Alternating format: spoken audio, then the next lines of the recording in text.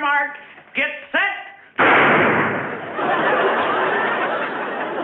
The Andy Griffith Show looked like the safest sitcom in TV history, but behind the smiles were fights, farewells, and a splash that wasn't even real. Today, we're headed back to Mayberry. From a deputy who walked away too soon, to guest stars you wouldn't believe, and even a surprise kinship. So grab your fishing pole and let's count down 15 behind-the-scenes facts. Number 15. Don Knotts didn't just make people laugh. He rewrote the rules for supporting actors. As Barney Fife, he won 5 Emmys, each one proof that nervous energy, one bullet, and a shaky voice could be spun into gold. The magic was the pairing. Andy stayed calm, steady, slow. Don went wild, twitchy, big. Together, they created a rhythm no sitcom has matched since. And if Andy was Mayberry's heart, Barney was its funny bone. And Emmy voters never forgot it. If you're not familiar with firearms, these babies can go off. Now! Number 14. You know the tune, but could you sing it? Most can't. The theme, The Fishin' Hole, wasn't just whistled by composer Earl Hagen. It actually had full lyrics, but the producer stuck with the whistle. Why? Because in Mayberry, words got in the way. The whistle felt easier, slower, and timeless. Number 13. The Andy Griffith Show never finished lower than 7th place in the Nielsen ratings, and when it ended, it left on top, the #1 show in America. Very few series ever managed that feat. I Love Lucy did it. Seinfeld did it. Andy joined that elite club by saying goodbye while still king of primetime. Most shows fade. Mayberry didn't. It walked off the stage undefeated and into television history. You ready? Let her rip!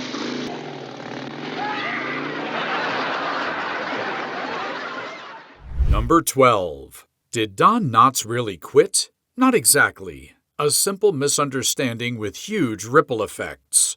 He believed the series would end after 5 years, so he signed a film deal. When CBS kept the show going, he'd already committed. He still returned for memorable guest shots and kept adding Emmys, but the regular partnership ended because 2 friends made different plans based on the same assumption. The town lost its biggest laugh when Barney left, but the surprises weren't over. Number 8 brings faces you won't believe. The first rule is, obey all rules! Number 11. From a gas pump to the parade ground, no one saw it coming. Gomer Pyle left Mayberry's filling station and marched straight into TV history. The spin-off wasn't small. It went toe-to-toe with America's top shows, rising as high as number 2. What looked like a comic side note became a 5-year powerhouse. Stop! You're making a U-turn. This is the riot. This is the riot. This is the riot. Number 10. When Andy Griffith left after season 8, CBS didn't close the courthouse door. They changed the sign. The show continued as Mayberry RFD, short for Rural Free Delivery, with many of the townsfolk still in place and new leads stepping in.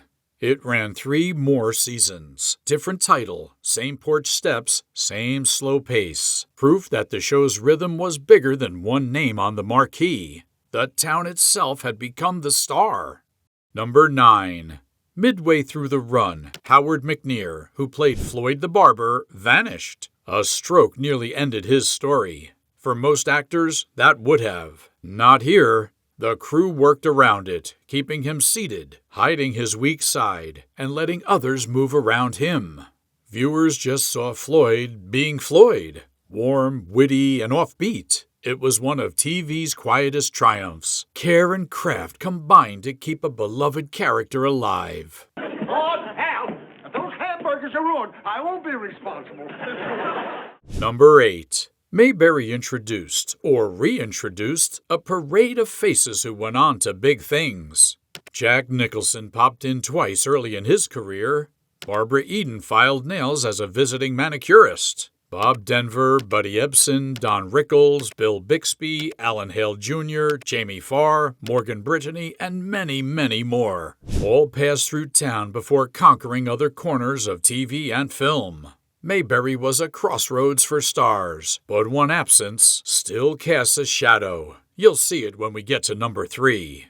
Number 7. They blew in like perfume and trouble. The Fun Girls, Daphne and Skippy, bumped Andy and Barney off their tidy routines with cackles and Daphne's gravelly, "Hello, doll." They only appeared a handful of times, but they left a mark. In a show that prized manners, the Fun Girls were a comic reminder that even Mayberry wasn't immune to chaos. Don't leave us alone. We're dangerous criminals. Number 6.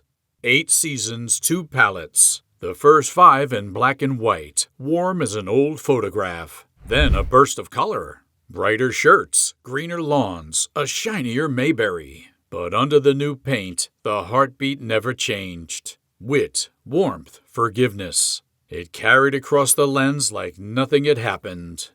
Number 5. The town was fiction. The feeling came from somewhere real. Andy Griffith's hometown of Mount Airy, North Carolina, embraced the connection. With squad car tours, Floyd City Barbershop, the Andy Griffith Museum, Snappy Lunch, and Mayberry Days Festival. Fans still stroll Main Street, grab a pork chop sandwich, and sit a spell. Mayberry wasn't on a map, but Mount Airy lets you walk around inside the memory. It turns nostalgia into a weekend you can actually visit. Number 4.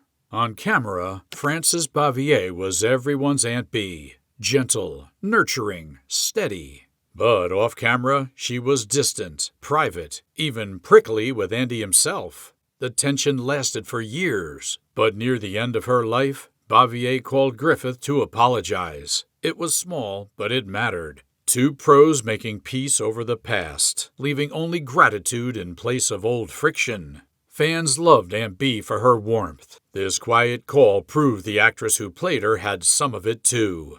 What in the world are you doing? Coloring? What? The house, the rug, or yourself?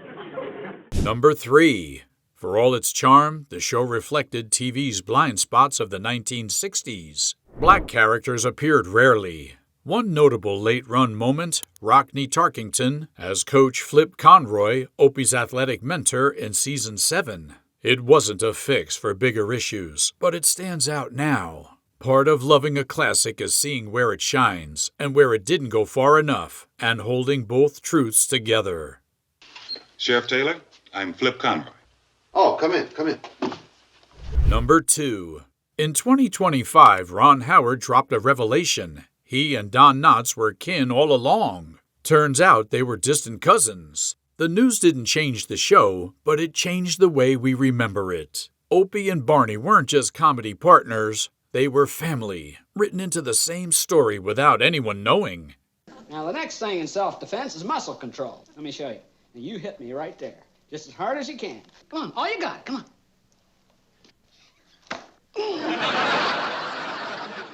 Number 1.